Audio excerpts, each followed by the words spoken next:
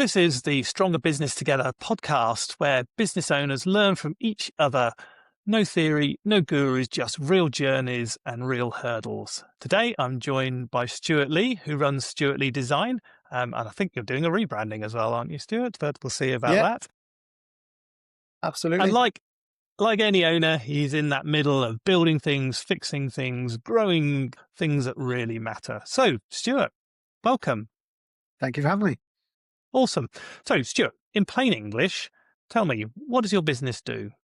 We're a branding and graphic design business. So anything from an identity of company to brochures and marketing materials to support it, whether it be digital or physical. We do everything from business cards to billboards and anything in between. Excellent. So, who do you love helping the most, and what are they typically dealing with? I think I get most out of helping charities because as long as we get what they're doing, which is what I've heard of a local charity I was working with recently, she did say, you really get who we are, and I've helping them with a rebrand because nothing that they did was consistent because they're all kind of doing bits themselves. Some was being done by another company or two.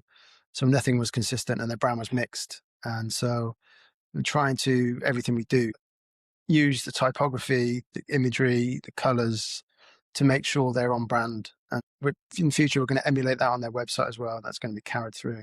So charities are the ones we get the most out of, and opposite end of the spectrum, components, completely different.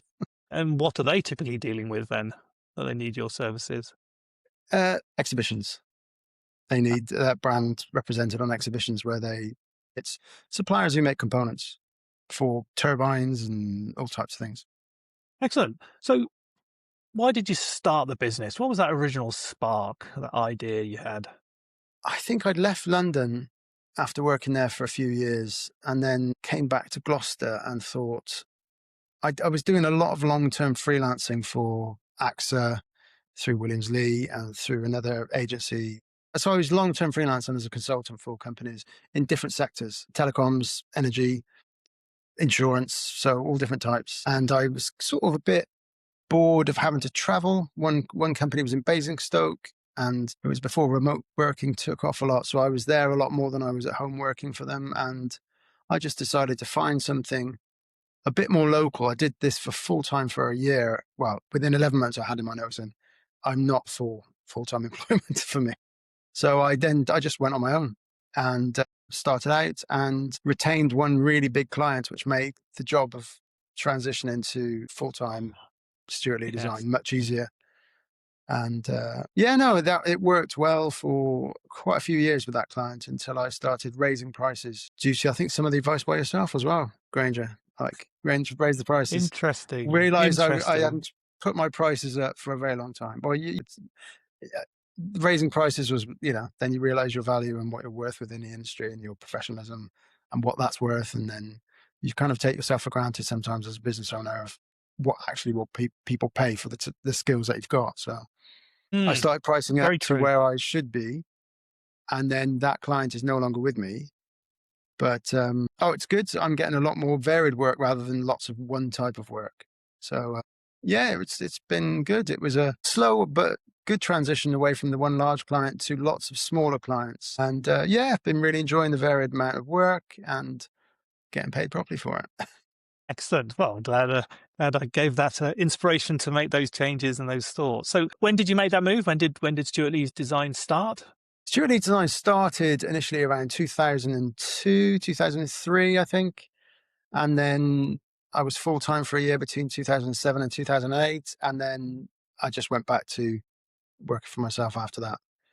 But not so much long-term freelance then. It was more projects of my own.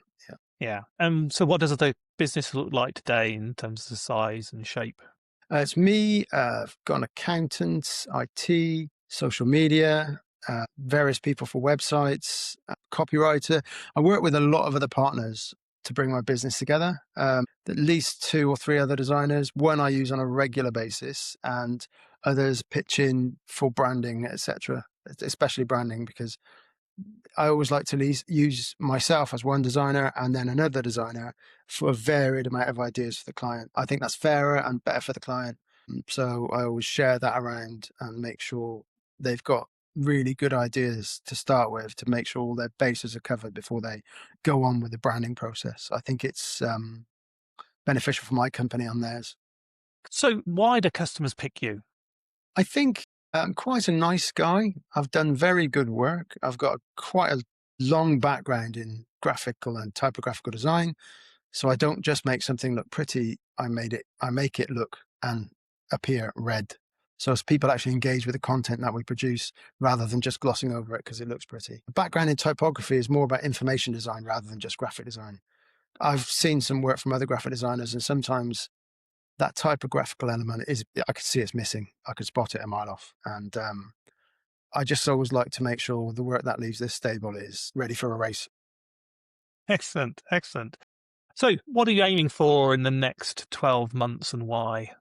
I want to expand client base a little bit more to have a few more clients that need more regular work than just the one-off. But I'm also trying to target B Corp and organizations that need annual reports and sometimes surveying, reporting done on what information they've got that they want to put out to pitch to investors or to get funding, things like that. Because we have a background here in producing, as I say, information that gets read, actually going through and prepare statistics and with graphs and iconography, infographics, that so people can follow through and read with ease, but also not have to read all the content. They can get it from the graphics, so they can get an overview before they have to dig deep into the information. So graphically and, well, just make things legible and like people want to read it. We don't flood them with information because I'd rather make a bigger document with more graphics and more space than cram things in, because anything remotely cluttered doesn't get read. And that's a change in direction. What's the purpose of that? Are you trying to grow? Are you trying to generate more revenue? What's your thoughts? I started networking around Gloucestershire in like the year 2000 during COVID. Quite a great time. And after a while, I was sort of targeting the smaller market, which was kind of, I was just looking to what was in the room or what was in the area.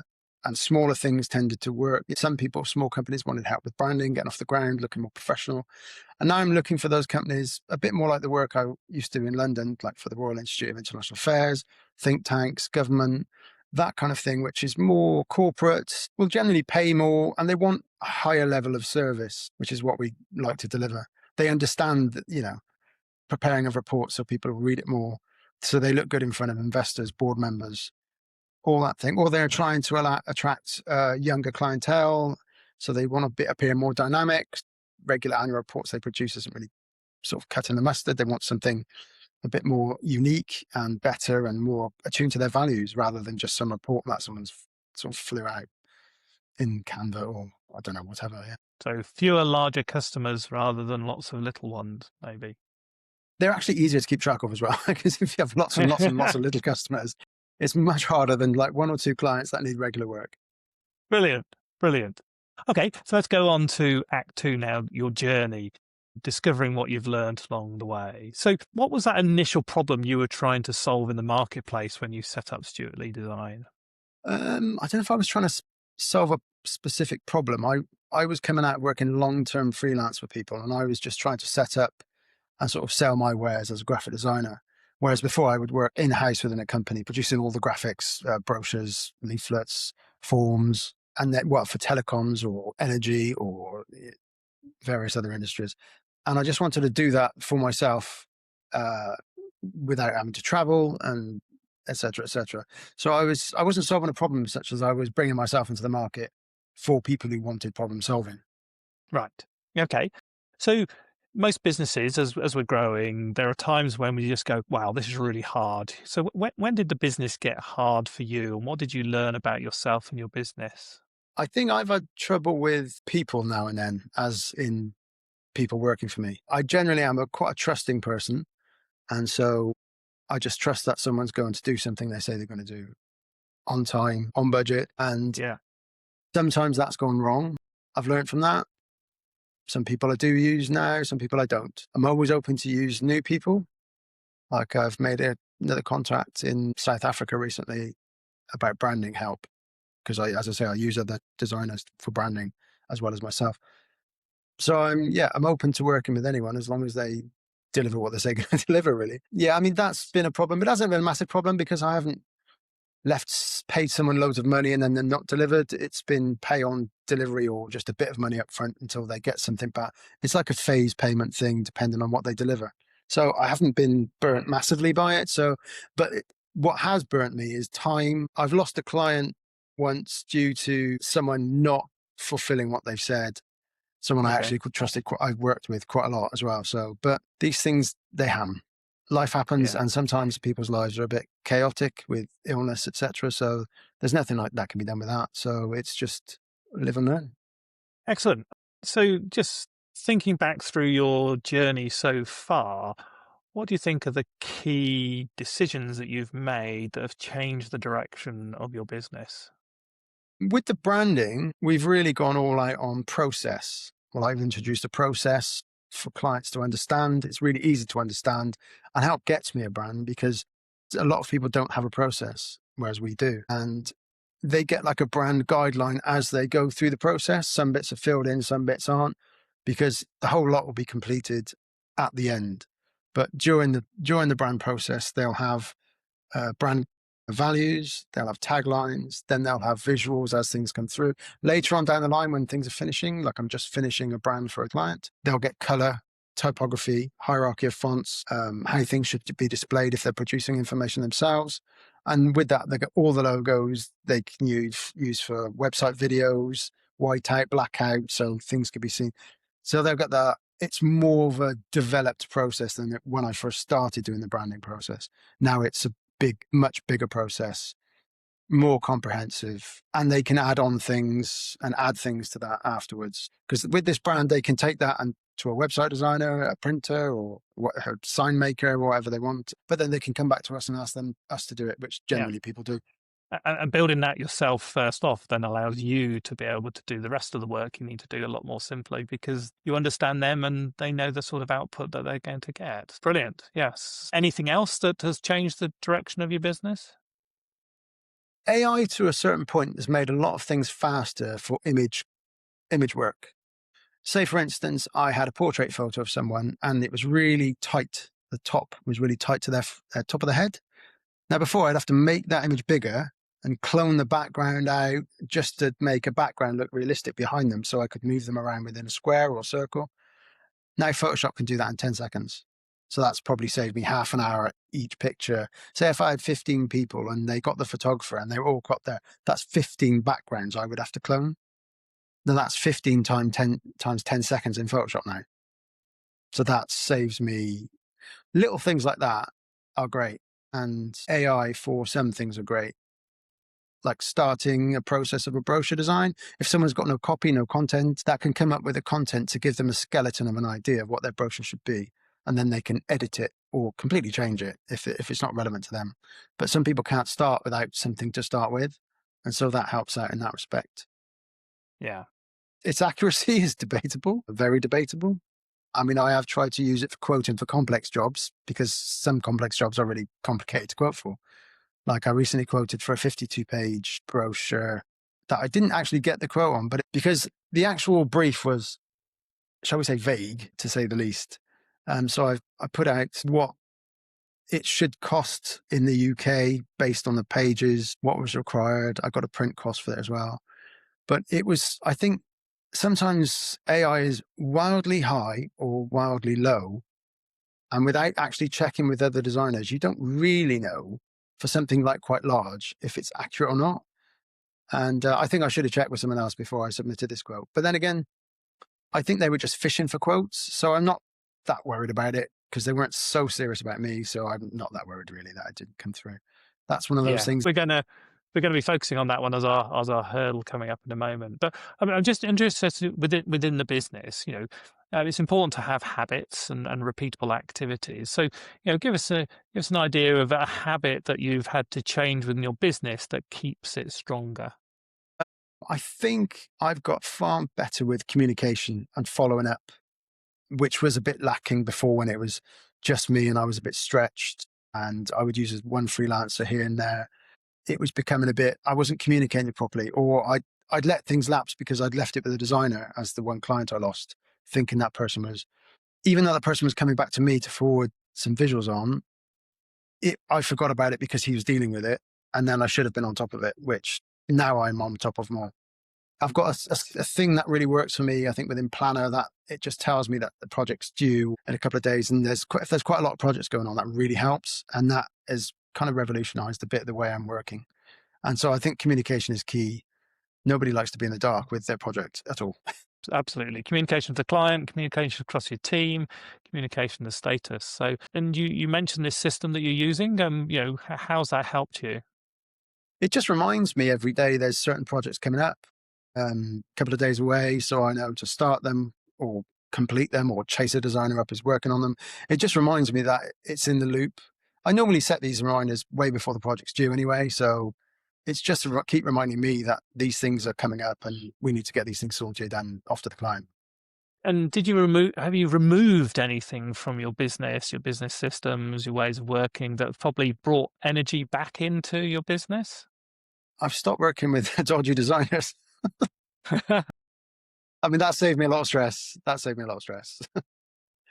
Yeah, I try and I'm using a VA more now. Louise does all my invoicing. It's something I didn't want to do, wasn't very good at, and so I just pass it off. And now she does other things like research, using Louise a lot more for just things I don't have time to do. And no, I won't do it properly. So I may as well get Louise, who's brilliant at all these things, to do them for me. Yeah, Adding a so VA to my business was, outsourcing. outsourcing admin, Yeah. VA work, help me set up things on Zero, accounting stuff that I'm not particularly familiar with or great at. She takes over and sorts out for me. Yeah. Quite happy to pass things Brilliant. over I'm not very good at. And what do you do now, probably different, to sort of keep the focus on doing the right things? And how do you sort of keep your business healthy when, get really busy yourself? Delegate. I delegate it away. Right. If it's too busy, Yeah. I hand it over. I brief someone.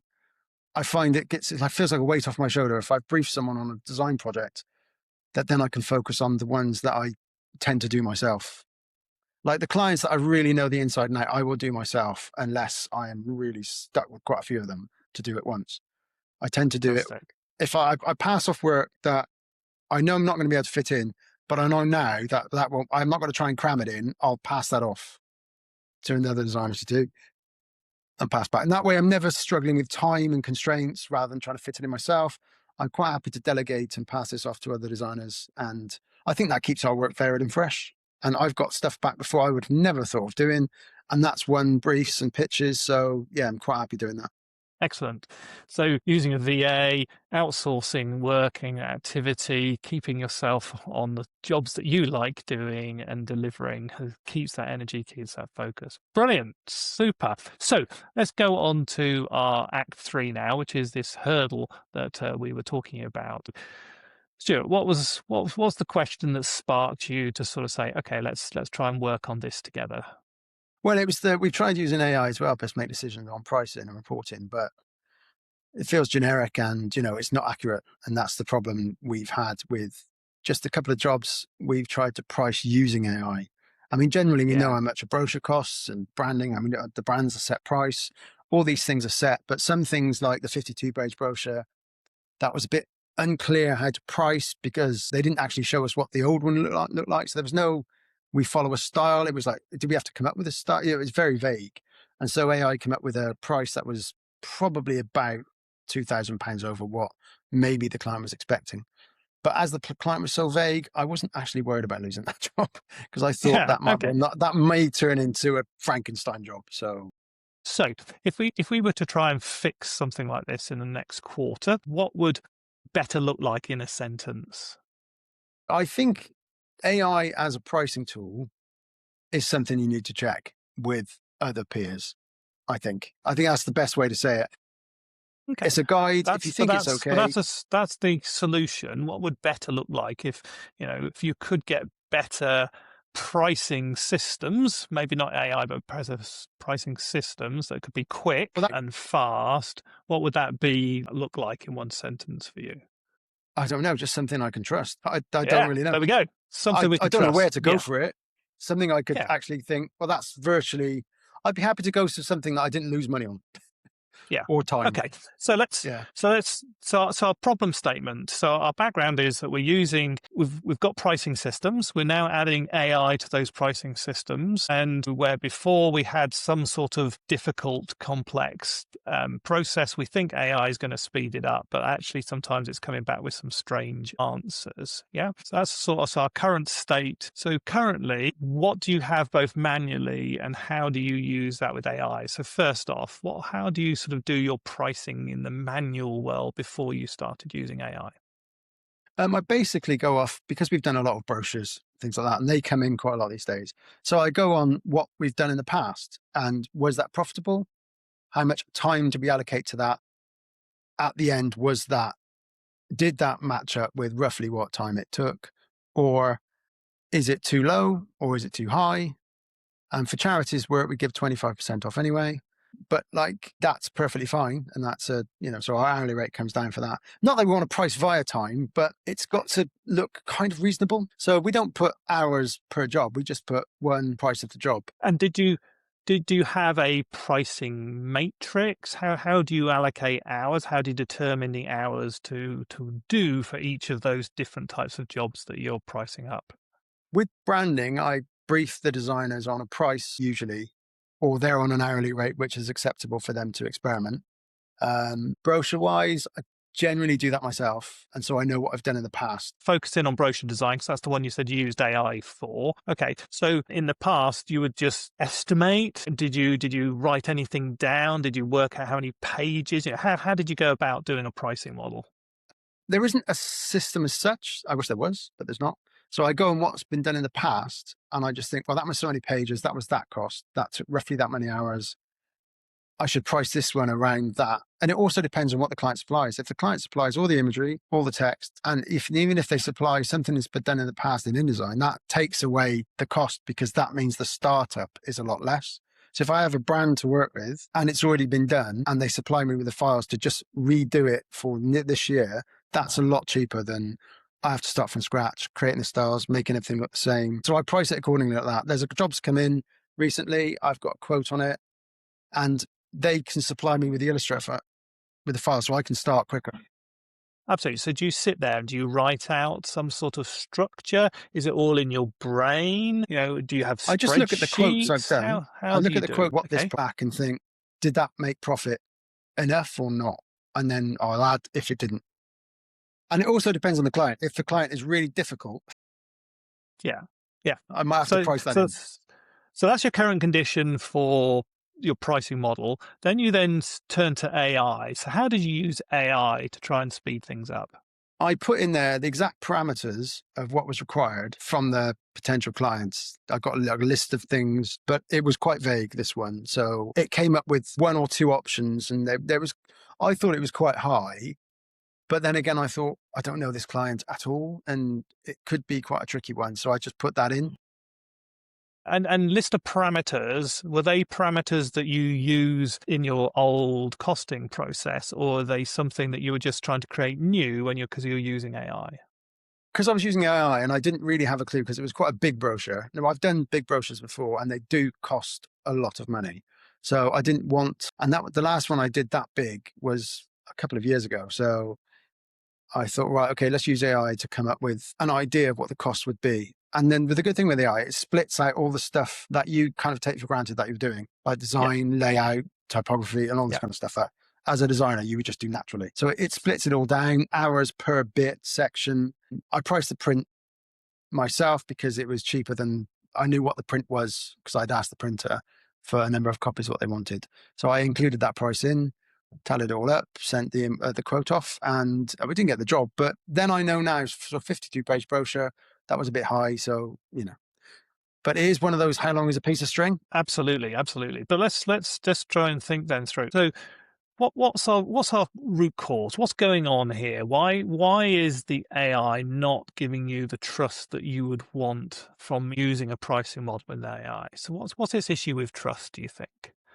What's causing that? I just think it's a bit, I suppose I should have asked it to drill down, but I don't know where it's getting the information from on quotes. So Right. you ask exactly. the information and it will give you an answer based on the information on the web. But how many graphic design agencies are putting out there what they things cost? Probably Yeah. none.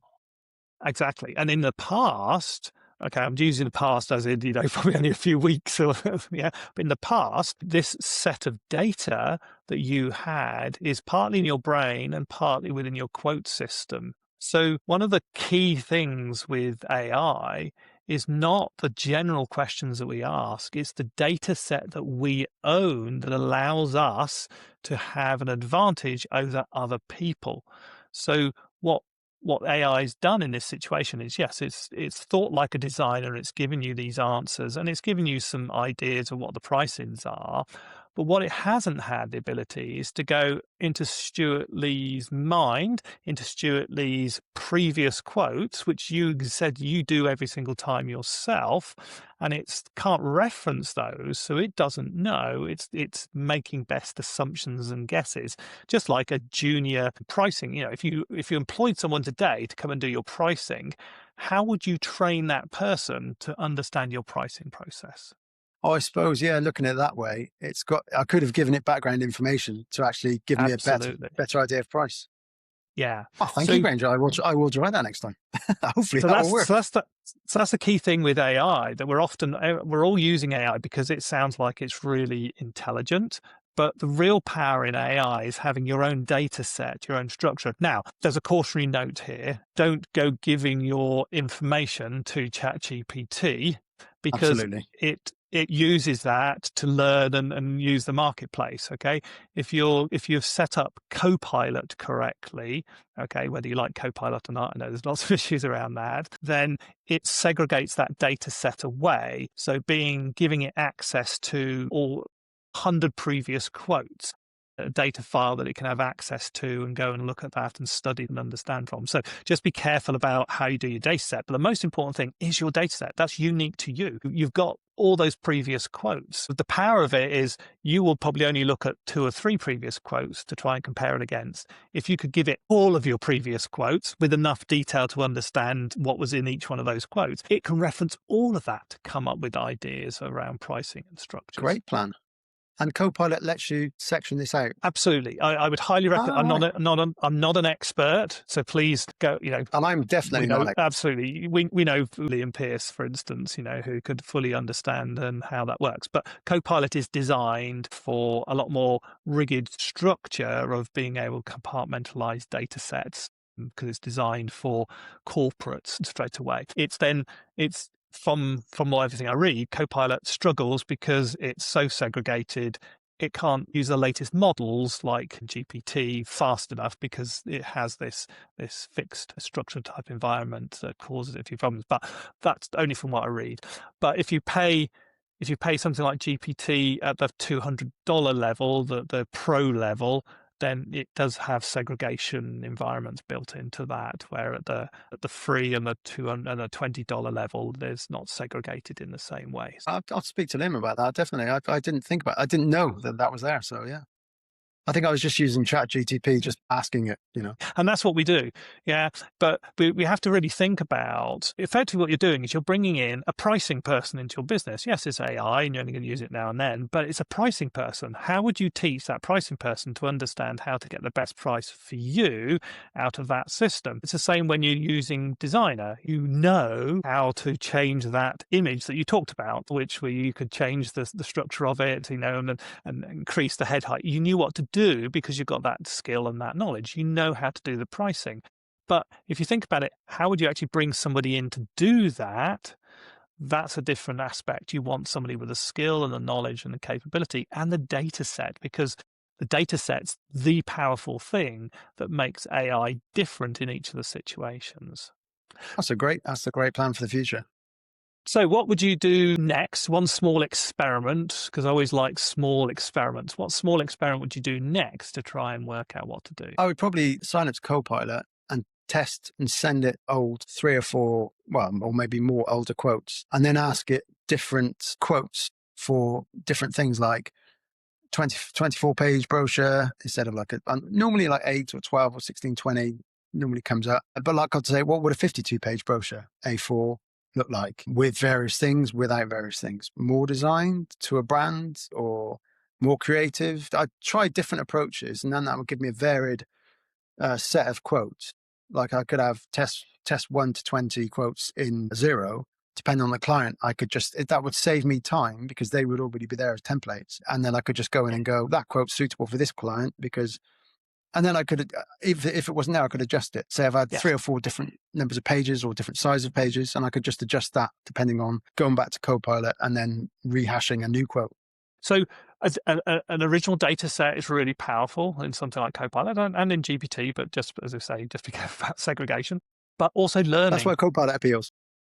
Yeah. So if you then go back to it and then say, okay, thank you for that price there. Actually, I would rather think that this is a better price for the client would buy because of these reasons, and then ask it to relearn itself. Then it will take that in, it'll update its model, it'll update its structure, and then it can then bring a better price for you next time. And even a junior pricing person, the manager would always sit there and go through the results and work out what it's done and give feedback so they learn and grow from doing that. And you'd always have a sign-off process where a senior manager would sign off any pricing. It's the same with AI. You need that original data set, you need to train it, and then you need to give it feedback and learning, and then it will work better over time.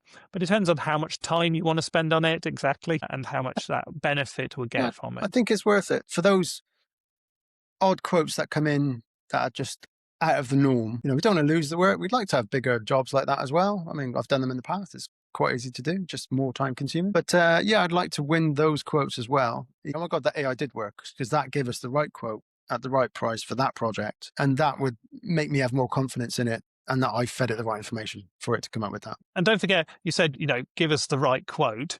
It'll give you a quote. We still have to rationalize that. There'll always be somebody involved, a senior manager in any business. You'd always finish that off, etc. So brilliant. Hopefully you sort of see now how actually it's how we set up. If we treat AI in the same way we treat bringing an employee on board, then actually we'll get better results because we'll build that system from the beginning, manage its training and its development, and then give it feedback in order for it to grow and to get better at what we want it to specifically do. Super. Well, let's wrap up and close. So, Stuart, what did you hear yourself say today that surprised you? I found a way to quote better use AI a bit more than I am now. Instead of just cutting corners with images and things like that, using it actually, if I took a bit of time and prepared with Copilot or something similar, my sort of requirements and what I'm looking for, and taught it better, it could save me just skimming through AI and going, oh, that's not really right. Or I trust it more because the input would be from me and what I've done previously. So yeah, I think that's a really good step going forward, just to spend a bit more time with a little bit of AI, and it'll help me quote better. And even the wording on the quotes and things like that. And I think that would be great. Just a step forward. Awesome. Brilliant. Thanks, Stuart. And finally, how can people get hold of you if they want to learn more of your journey? Well, if they want to get hold of me, and go through the website, stuartleedesign.co.uk, or you can email studio@stuartleedesign.co.uk, or phone on, I've got a landline, 01453 70 20 60, and where you'll hear my lovely dulcet tones, or Louise's if I'm not available. And just a little bonus, I know that you're thinking about doing a rebrand of yourself at the moment. Rather than giving away exactly what it is, what's the purpose of that? I do a lot of branding, so I thought I should ask the question of my peers what they think of my brand. And I got varied responses, because I designed my brand a few years ago. I wanted it to be more corporate because that's my background, but I also wanted it to be friendly and a bit easier. And I think that's what I got. But some other people's impressions I won't go into, but a lot of people liked it because they like me. And so the problem is that's not what the brand's for. That's for people who don't know me. So some of the impressions I got or the ideas of what it meant were not what it was, and something completely different. So I thought, right, now I've got to swallow my own pride now and I'm going to get another designer to produce it. The problem with designers is we're not very good at doing stuff for ourselves. We're very good at doing stuff for other people, but not very good at doing stuff ourselves. We're too close to it. It's like a builder doing his own house. It's like a mechanic doing his own car. It's, you just need someone else with an outside perspective to look at it. And someone who knows you though, and gets you, because that's the whole thing is the brand has got to be the company, the person, the people in it. So yeah, I'm looking forward to it. We've chosen a new name. We're not going to go into it yet because we're going to register it and all that kind of stuff. It's going to be totally different to Stuart Lee Design. It's not going to have the word Stuart Lee in it at all, due to legacy. And yeah, it's an exciting name, and we're really chuffed with it. So yeah, we better open register actually. Yeah, I look forward to seeing what that becomes. Well, Oh, I've also got a giveaway to anyone out there. If you want to design stuff yourself, use space. It makes everything look better. If there's more space around it, if you've got the hierarchy of like title, subtitle, and text right, never cramp lines together. Give lines vertically more space, and just more space in general. Don't fill a page with text because you can. It will look much better. brilliant. Stuart, thank you so much. Thank you for that extra tip. Thank you for being so open and honest through this conversation. I know our listeners will get a lot from this conversation. It's been fantastic. Thank you. It's been great. And thank you for the insights.